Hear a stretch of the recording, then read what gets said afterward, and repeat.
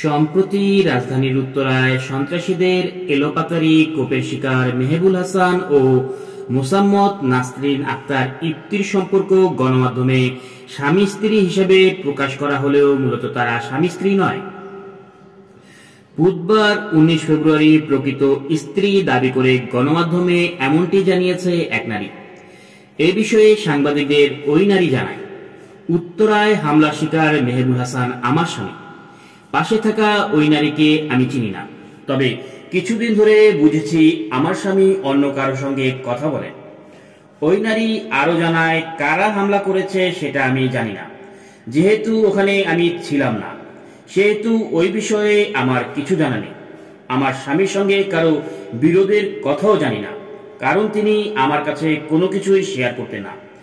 নাসরিন আক্তার ইপ্তির সঙ্গে মেহেবুল হাসানের কোনো বিয়ের ঘটনা ঘটেনি জানিয়ে ওই নারী জানায়, আমার স্বামী গোপনে ওই নারীর সঙ্গে যোগাযোগ করতেন, তবে ওই ঘটনার পর থেকে তারা নিজেদের স্বামী স্ত্রী হিসেবে প্রতিষ্ঠিত করতে চাইছেন। ওই ঘটনা যখন আমি ফেসবুকে দেখেছি সঙ্গে সঙ্গে তাকে কল দেই, কিন্তু তিনি কোনো রেসপন্স করেনি। পরে হাসপাতালে গিয়ে তার সঙ্গে আমার কথা হয়। তিনি আমাকে এ বিষয়ে সাংবাদিকদের সঙ্গে কথা বলতে নিষেধ করেন। সাংবাদিকদের সঙ্গে কথা বলার সময় ওই নারী তার শাশুড়ির সঙ্গে লাউড স্পিকারে ফোনে কথা বলেন। তিনি দাবি করেন, আমার শ্বশুর স্বামী সবাই আমাকে ভয় দেখাচ্ছে। আমার স্বামী আমাকে বলেছে সে সুস্থ হলে আমাকে দেখে নেবে। প্রসঙ্গত, গত 17 ফেব্রুয়ারি রাত 10:30টার দিকে রাজধানীর উত্তরায় এই ঘটনা ঘটে।